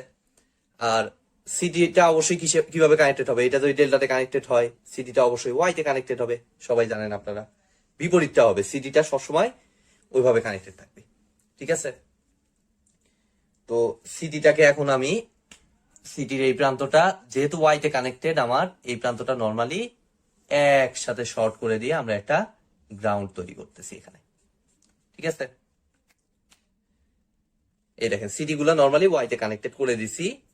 এখন তাহলে আরেক প্রান্ত কই যাবে আমাদের, দেখেন এই যে আরেক প্রান্তটা আমি টেনে, আচ্ছা এখানে একটু জায়গা কম পড়ে গেছে, এই দিক দিয়ে বের করতেছি, এই এই এবং এই, ঠিক আছে। তো এটা হইতেছে ফার্স্ট টিয়াটা, এটা অবশ্যই এই ফার্স্টের সাথে এই যে এইখানে যে লাগানো আছে এটা কানেক্টেড হয়ে যাবে, এটার ফার্স্টের সাথে ওইটার ফার্স্ট, এই সিটির দ্বিতীয় প্রান্তের সাথে এটার দ্বিতীয়টা, এবং এটার তৃতীয়টার সাথে এটা তৃতীয়টা নর্মালি আমি, আচ্ছা এটা সোজাভাবেই টানি আমি, বাঁকা করে দিলে পরে প্যাচ লাগতে পারে, তো সেই প্যাচটা দূর করার জন্য এদিকে দিয়ে দিলাম, ঠিক আছে। তিনোটাই কিন্তু কানেক্টেড করে দিলাম। এখন সিম্পলি দেখেন এই এগুলা তো সবকিছু কিন্তু হয়ে গেছে, প্রাইমারি সেকেন্ডারি সব সাইডই হয়ে গেছে, কিন্তু আমাদের মেইন জিনিস অর্থাৎ রিলে দেওয়াই এখনো বাকি আছে। তো রিলেটা তাহলে কিভাবে দেব? এই যে এটার দ্বিতীয় প্রান্ত, এই যে এই লাইন থেকে একটা অবশ্যই রিলে দিতে হবে, তারপরে সেকেন্ড লাইন থেকে আরেকটা রিলে টানতে হবে, রিলে কয়েল, এবং থার্ড লাইন থেকে আরেকটা রিলে কয়েল লাগায় আমার মেইনলি এই গ্রাউন্ডের সাথে এটা লাগায় দিলেই কিন্তু আমাদের ডিভাইন শেয়ার প্রোটেকশনের সার্কিটটা রেডি। ঠিক আছে, আর এটা অবশ্যই এটার সেকেন্ডারি সাইড, ট্রান্সফরমার থেকে যেটা গেছে এটা হলো সেকেন্ডারি সাইড। আমাদের কিন্তু অনেকটা কাজই হয়ে গেছে, এখন জাস্ট এটা বুঝে বুঝে আমাদের কাজ করতে হবে। তো এখন দেখেন এই ট্রান্সফরমারটা বলছে 11 কিলো ভোল্ট, তাহলে এখানে আমি কনফিউশন এড়ানোর জন্য এখানে 11 কিলো ভোল্ট লিখে রাখতেছি, আর ওই সাইডটা কত, সেকেন্ডারিটা 132 কিলো ভোল্ট। ঠিক আছে, ট্রান্সফরমারের কাজ শেষ। এবার বলছে the CT is on the low voltage side of হ্যাবে। তো লো ভোল্টেজ সাইড আমার 11 কিলো ভোল্ট, তাহলে 11 কিলো ভোল্টের সাথে যে সিটি আছে সেটার কথা বলতেছে। এই সিটিটা কানেক্টেড কিভাবে? ডেল্টাতে কানেক্টেড। ঠিক আছে, তো ডেল্টাতে কানেক্টেড, তার জন্য আমার বলছে কারেন্ট রেশিওটা হচ্ছে 500/5, অর্থাৎ এদিক থেকে মেইনলি আসবে 500, আর সিটি সেকেন্ডারিতে আমরা পাবো হচ্ছে 5। ঠিক আছে, তো সেটা অনুযায়ী দেখেন এই যে এইখানে যে লাইনটা, এখানে যদিও জায়গা কম, আপনারা বুঝতে পারছেন কিনা, এই যে এই দিক থেকে যে লাইনটা মেইন লাইন, যে মেইন লাইনটা ওই দিক দিয়ে ঢুকতেছে 500 অ্যাম্পিয়ার, এখানে দেখেন আমাদের 500 অ্যাম্পিয়ার হবে। আর সেকেন্ডারি সাইড অর্থাৎ এই যে সিটিটা যেভাবে কানেক্টেড, ডেল্টাতে কানেক্টেড, তো সেই ডেল্টাতে কানেকশনের জন্য আমাদের সেকেন্ডারি সাইডে বলছে হচ্ছে 5 অ্যাম্পিয়ার। ঠিক আছে, অর্থাৎ 5 অ্যাম্পিয়ার বলতে এটা অ্যাকচুয়ালি আমাদের ফেজ ভ্যালু। ঠিক আছে, অর্থাৎ সিটির এই প্রাইমারি সাইডে যেটা কানেক্টেড আছে, প্রাইমারি বলতে পাওয়ার ট্রান্সফরমার প্রাইমারি, তো সেটার সাথে যেটা আছে, তো সেটা সিটির জন্য, সিটির সেকেন্ডারি সাইডে আমরা পাবো 5 অ্যাম্পিয়ার, এবং সেটা প্রাইমারির জন্য। ঠিক আছে, তাহলে এই দেখেন ফেজ কারেন্ট, ফেজ কারেন্ট বলতে এই কয়েলের ভিতর দিয়ে যে কারেন্টটা প্রবাহিত হচ্ছে এটা অ্যাকচুয়ালি হবে 5 অ্যাম্পিয়ার। ঠিক আছে, আচ্ছা এটা এখানে অনেক ইয়ে লাগতেছে 5 অ্যাম্পিয়ার, তো আমি এখানে লিখতেছি, দেখেন ফেজ কারেন্ট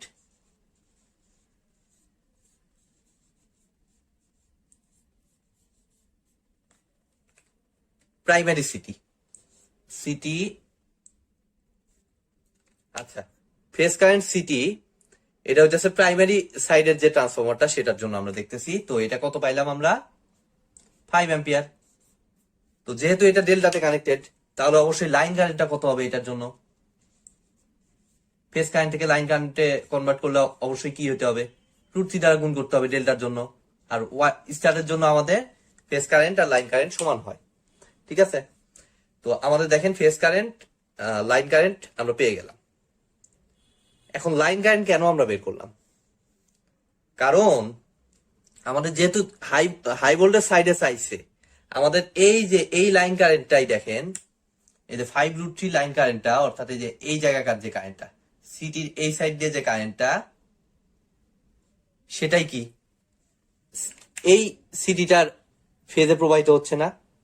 এই সিটিটার এই যে রাস্তাটা দেখেন, 5 অ্যাম্পিয়ার হচ্ছে ফেজ কারেন্ট, তারপরে লাইন কোনটা? এই যে লাইনটা। তো আমার সেকেন্ডারি যে সিটিটা আছে সেই সিটির ফেজে প্রবাহিত হচ্ছে আমার কত? 5√3। ঠিক আছে, এইটুকু তো বুঝতে পারছেন আপনারা। তো এই সিটিটা অর্থাৎ হাই ভোল্টেজ সাইডে যে সিটিটা, এখানে আমি সিটিটাকে আমি এইভাবে লিখলাম এলভি, লো ভোল্টেজ সাইডের জন্য এটা হিসাব করতেছি।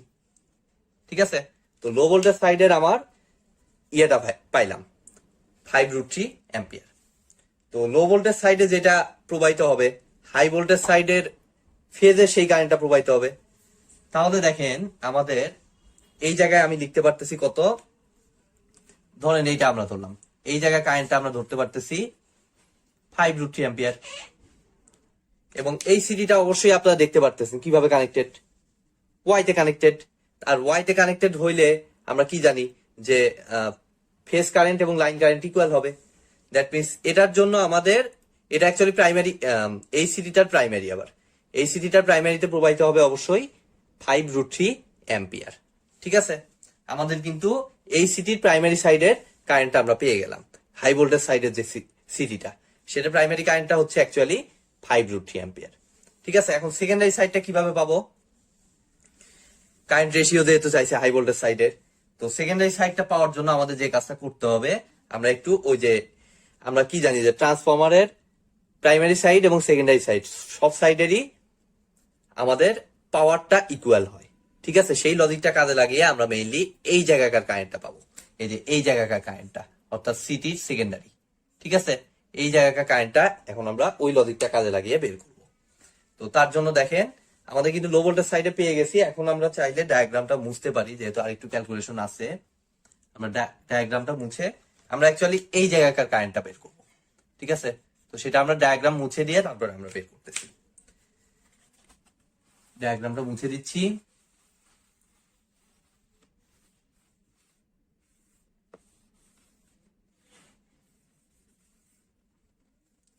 তো দেখেন এখন S low voltage side of power transformer is equal to S high voltage side of power transformer. এটা অবশ্যই পাওয়ার ট্রান্সফরমার জন্য, কিন্তু সিটির জন্য না। ঠিক আছে, তো সিটির ওইটার আউটপুটে যেটাই পাবো ওইটাই তো আমার সিটিতে প্রবাহিত হবে, ঠিক না? তো সেটা অনুযায়ী দেখেন এস লো ভোল্টেজে আমার ছিল হচ্ছে √3 ইন্টু VL/IL। একইভাবে এইটারটা আমি ধরলাম √3 ইন্টু VL প্রাইম ধরলাম, আর এটা IL প্রাইম। এটা ইকুয়াল হবে, বুঝতেই পারছেন আপনারা। তো সেটা অনুযায়ী দেখেন √3 ইন্টু VL লো ভোল্টেজ সাইডে কত ছিল আমাদের? 11 কিলো ভোল্ট। তাহলে √3 ইন্টু 11, আর IL ছিল আমাদের কত? লাইন কারেন্ট কত ছিল আমাদের? 500 ধরছিলাম। তো 500 আমরা ধরে নিলাম is equal two √3 into VL prime. এটা কত ছিল আমাদের? সেকেন্ডারি সাইডটা 132, আর IL প্রাইমটা আমাদের বের করলেই দেখেন কাজ হয়ে যাচ্ছে। এটা কাটা, তাহলে IL প্রাইমটা কত আসে আমরা একটু দেখি ক্যালকুলেটরের মাধ্যমে। 500 into 11 by 132, 41.67 ampere.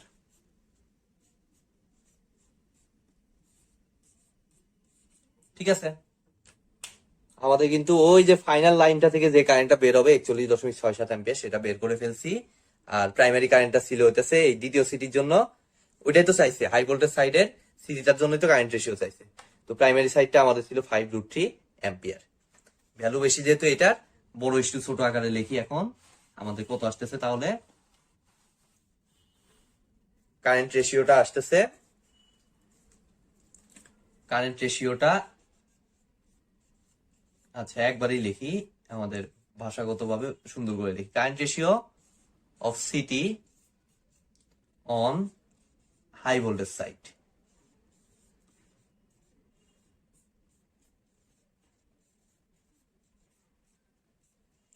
Equal to, তাহলে হবে 41.67 ইস্টু 5√3।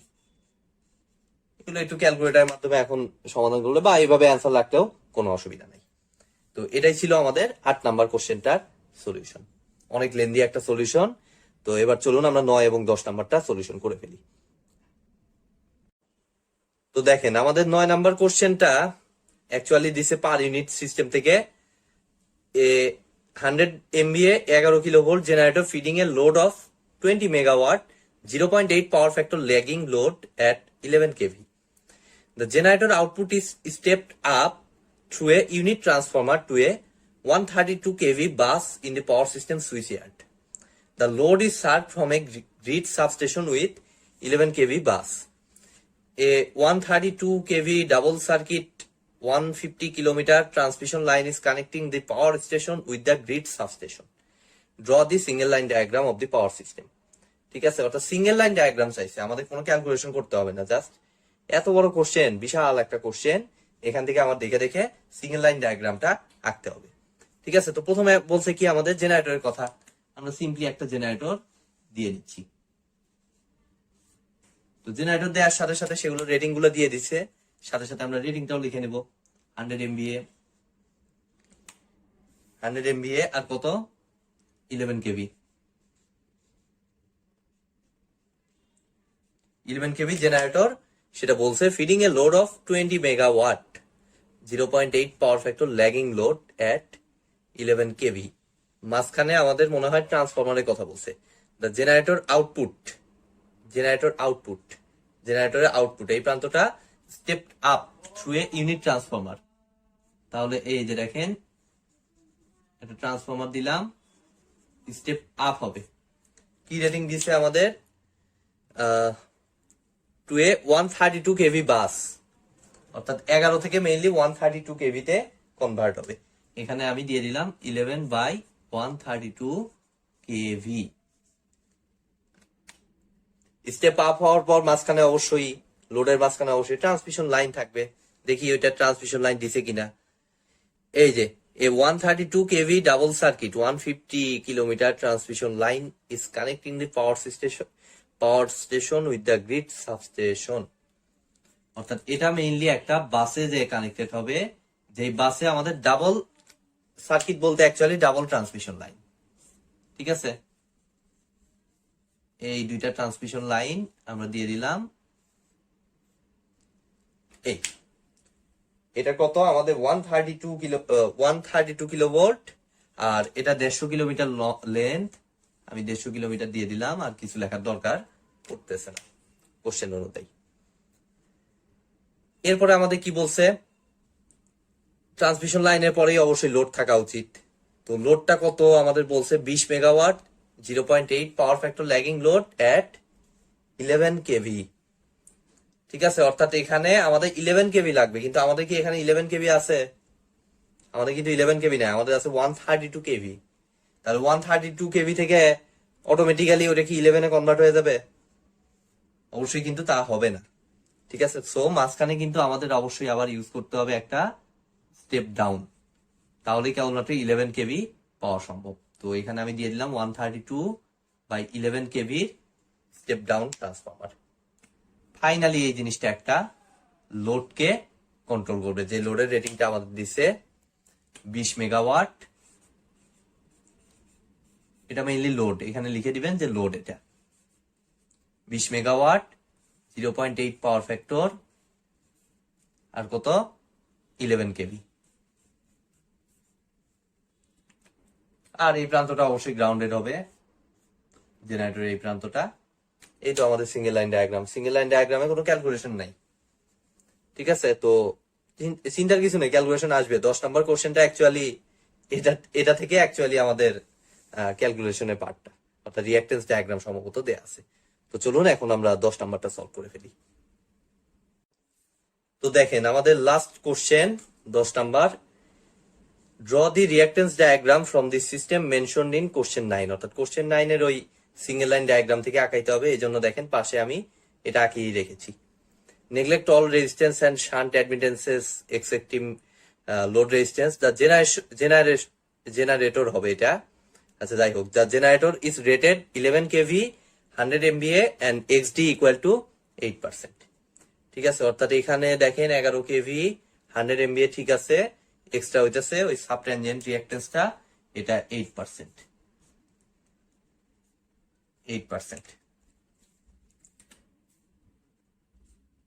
এরপর আমার কি বলছে, each circuit of transmission line has an impedance of 80 ohms. অর্থাৎ এগুলি মেইনলি 80 ওহম করে, যে 80 অ্যাকচুয়ালি এটা 100 কিলোমিটার 150 কিলোমিটার লম্বা এবং 80 ওহম প্রত্যেকটা। The unit transformer is rated 11/132, এই যে এটা 200 কেভিএ।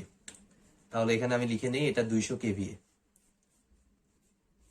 আর কি বলছে, and percentage reactance of 15%, এটা হবে 15%। the grid substation transformer is rated 132/11, এই যে এটা 132/11, এটা নিচেই লিখি আমরা 11 কেভি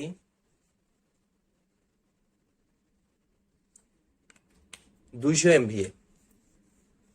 তাহলে এখানে লেখেন 200 MVA লিখলাম,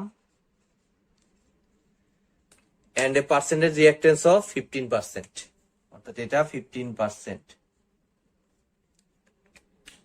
use 100 MVA as base, mark the reactance of impedance of all the elements in the reactance diagram in terms per unit. ঠিক আছে, তো রিঅ্যাক্ট্যান্স ডায়াগ্রামটা অ্যাকচুয়ালি আমাদের আঁকাইতে হবে, রিঅ্যাক্ট্যান্স ডায়াগ্রাম বা ইম্পিডেন্স ডায়াগ্রাম এটা এখানে আঁকাইতে হবে। তো তার জন্য দেখেন বেস সিলেক্ট করতে বলেই দিছে আমাদের, এস বেস হচ্ছে 100 MVA,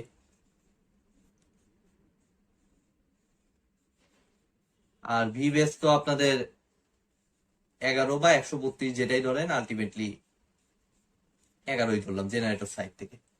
ঠিক আছে, তাহলে দেখেন প্রথমত জেনারেটরের ইয়েটা আমরা বের করি। জেনারেটরের জন্য আমাদের এক্স পার ইউনিট, এক্স জি নামে প্রকাশ করলাম, এক্স জি পার ইউনিট। এটা জেনারেটর আর লিখতে হবে না, আচ্ছা এভাবে লিখি, এক্স জি পার ইউনিট। তো ওল্ড ভ্যালু আমাদের কত ছিল, 8%, 0.08 ইন্টু এস বেস নিউ। তো নিউ বেসটা হচ্ছে আমাদের 100 MVA, আর ওল্ড বেসটাও আমাদের 100 MVA, into V base old হচ্ছে আমাদের 11 কিলোভোল্ট, নিউ আমাদের 11 কিলোভোল্ট।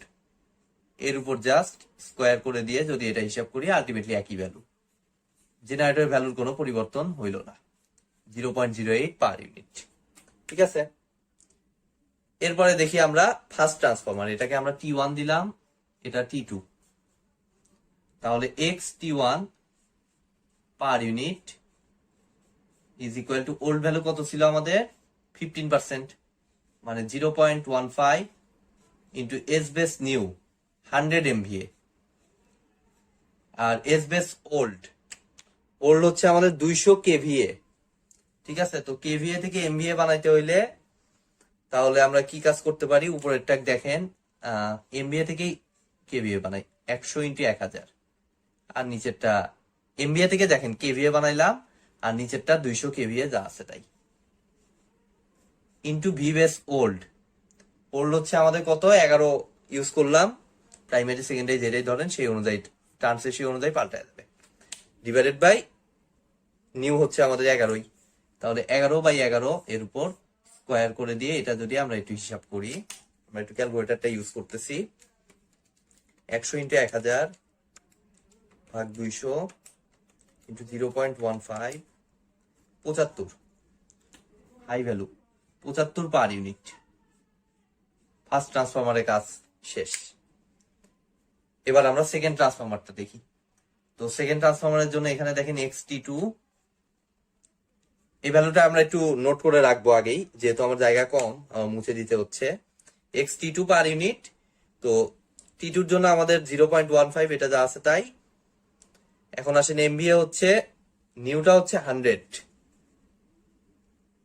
আর ওল্ড হচ্ছে আমাদের কত, 200 MVA, 100/200 ইন্টু এটা 132ও ধরতে পারেন, 11ও ধরতে পারেন, যেটা ধরবেন সেটা অনুযায়ী এটা একই থাকবে। ঠিক আছে, তো এটা যদি আমরা এখন হিসাব করি 0.15 ভাগ 2, তাহলে আসবে 0.075 পার ইউনিট। এটা আমাদের আসতেছে 0.075 পার ইউনিট। ঠিক আছে, আমাদের কিন্তু সেকেন্ড ট্রান্সফরমারের কাজ শেষ। আমরা এখন তাহলে কোনটা নিয়ে কাজ করব, দেখেন যেখানে যেখানে আমরা ভ্যালুগুলো বের করছি সেখানে সেখানে আমরা ভ্যালুগুলো বসিয়ে দিই। জেনারেটরের জায়গায় আমাদের কত, জেনারেটরের জায়গায় আমরা পাইছি 0.08 পার ইউনিট। তাহলে এই দেখেন এখানে একটা 0.08 per unit.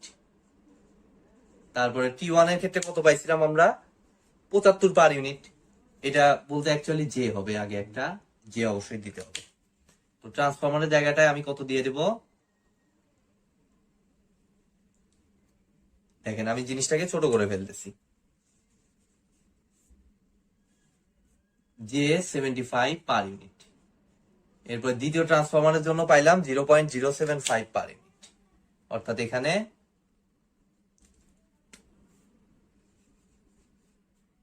J 0.075 per unit.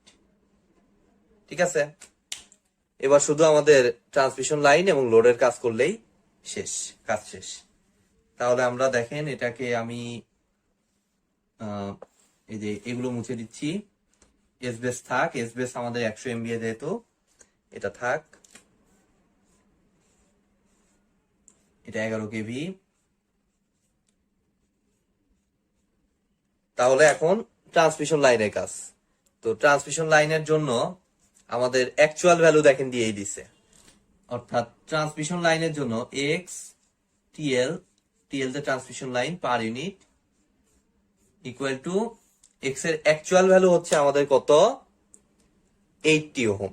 সেটা হোক উপরেরটা বা হোক নিচেরটা, যেটাই ধরেন অ্যাকচুয়াল ভ্যালু হচ্ছে 80 ওহম। আর বেস ভ্যালু তো আমাদের সরাসরি দেয়া নাই এক্স এর, তাহলে বেস ভ্যালুটা এখান থেকে আমাদের বের করতে হবে। তো এই ট্রান্সমিশন লাইনটা কিভাবে কানেক্টেড তা তো আর বলে নাই, তাহলে এক্ষেত্রে নর্মালি আমরা ধরে নিব ওয়াই তেই কানেক্টেড। ওয়াই অনুযায়ী আমাদের V base square divided by S base, অর্থাৎ ভি বেস স্কোয়ার বলতে 11 উপর square divided by S base কত, 100।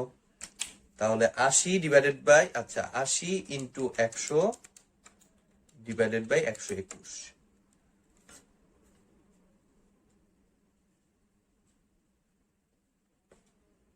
এখানে কত আসলো আমাদের, 11 কেভি। আচ্ছা, আমার কিন্তু ভুল হয়েছে হিসাবে। ট্রান্সমিশন লাইনটা কি 11 কেভি করতেছে? 11 কেভি তো এই যে 11 কেভি হইতেছে ট্রান্সফরমারের মাধ্যমে 11 থেকে 132 কনভার্ট হয়েছে। দ্যাট মিনস এখানে বেস হিসেবে অবশ্যই ইউজ করতে হবে কত, 132। ঠিক আছে, ট্রান্সফরমারের ক্ষেত্রে যে বেসটা ট্রান্সফরমারের মাধ্যমে মানে ভোল্টেজটা চেঞ্জ হয় বলে 11 কেভিটা 132 কনভার্ট হয়ে যাবে বেস হিসেবে। তাহলে 80 ইন্টু 100 ডিভাইডেড বাই 132 এর উপর স্কোয়ার, 0.459। এটা আসতেছে 0.459 পার ইউনিট। তাহলে দেখেন আমরা ট্রান্সমিশন লাইনের সাইডটাও এখন ছোট করে দিতে পারতেছি। এগুলো জাস্ট এগুলো তুলে নিলেই হচ্ছে, এগুলো কোনো বাস বার লাগবে না আমাদের। রিঅ্যাকট্যান্স ডায়াগ্রামে নরমালি আমরা বাস বার লিখি না, এরকম নরমালি দিয়ে দুটোই কত, দুটোই যেহেতু সেম ভ্যালু ছিল আমাদের যে 0.459 পার ইউনিট, নিচেরটাও যে 0.459 পার ইউনিট। সবগুলোর কাজ শেষ, এখন শুধুমাত্র লোডের কাজ বাকি। তো লোডের দেখেন 20 মেগাওয়াট, 0.8 পাওয়ার ফ্যাক্টর, 11 কেভি, এগুলি দেওয়াই আছে। তো এগুলি হচ্ছে আমাদের অ্যাকচুয়াল ভ্যালু। ঠিক আছে, তো অ্যাকচুয়াল ভ্যালু থেকে আমাদের দেখেন ইয়েটা বের করতে হবে। তো প্রথমত আমি দেখি এখানকার এক্স এর অ্যাকচুয়াল ভ্যালুটা কত হয়, তারপরে আমরা এক্স বেসে যাব। ঠিক আছে, তো এক্স এর অ্যাকচুয়াল ভ্যালু আমাদের আসবে কত, এক্স অফ লোড, এল তে আমি লোড বুঝাইলাম। ঠিক আছে, লোডের অ্যাকচুয়াল ভ্যালু কিন্তু বের করতেছি। তো অ্যাকচুয়াল ভ্যালু আমাদের 20 মেগাওয়াট দেয়া আছে আর হচ্ছে 11 কেভি। তাহলে এক্স ইকুয়াল টু আমরা জানি V square divided by S, V square divided by S. যেহেতু লোড কিভাবে ওয়াই তে কানেক্টেড না ডেল্টাতে কানেক্টেড কিছু বলে নাই, সো আমরা ধরে নিব V square divided by S, normally Y তে কানেক্টেড ধরে নিব। তো V square divided by S, কিন্তু এস দেয়া নাই আমাদের, কিন্তু দেয়া আছে পি, রিয়াল পাওয়ার।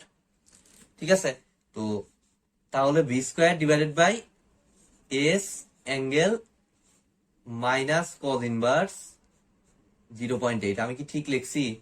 একটু ভেরিফাই করে নিব। ইন্ডাকটিভ রিঅ্যাকট্যান্স, তাহলে এটা অবশ্যই হবে প্লাস হবে। ঠিক আছে, এই জায়গাটায় ভুল হয়েছিল একটু।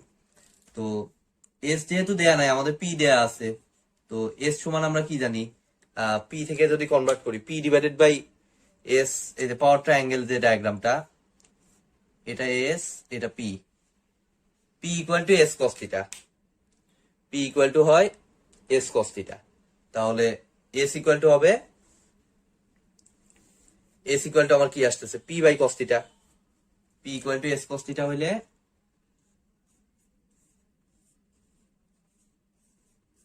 আমাদের এস ইকুয়াল টু আসতেছে পি বাই কস থিটা। তাহলে এখানে নরমালি আমরা পি বাই কস থিটা দিয়ে অ্যাকচুয়াল ভ্যালুটা আমরা হিসাব করতে চাই।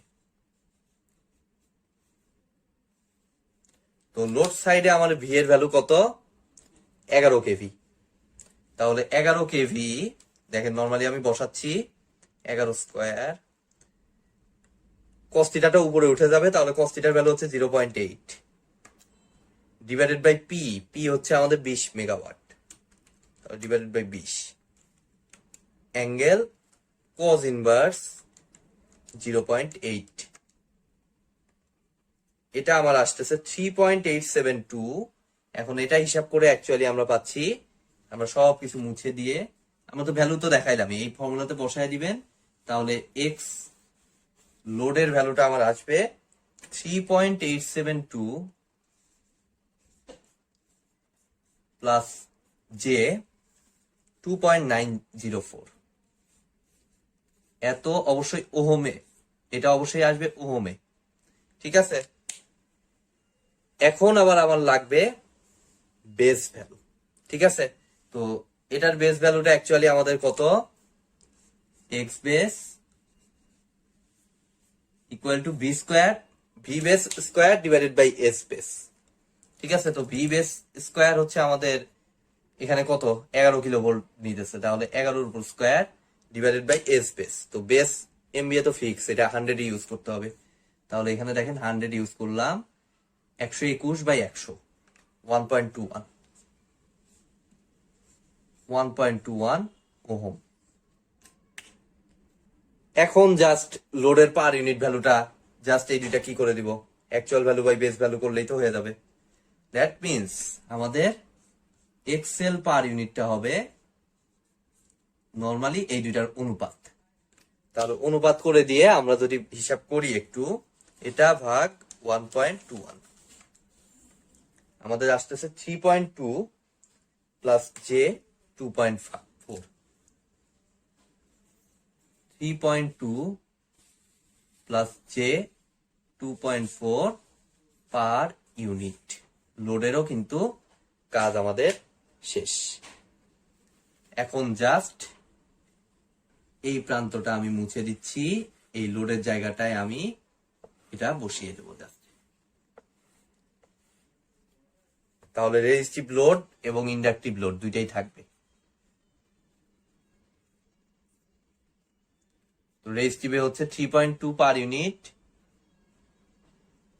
আর ইন্ডাকটিভে হচ্ছে আমাদের যে 2.4 পার ইউনিট। ঠিক আছে, এই ছিল আমার এই কোশ্চেন তথা পিজিসিবি 2018 সালের টোটাল কোশ্চেনের সলিউশন।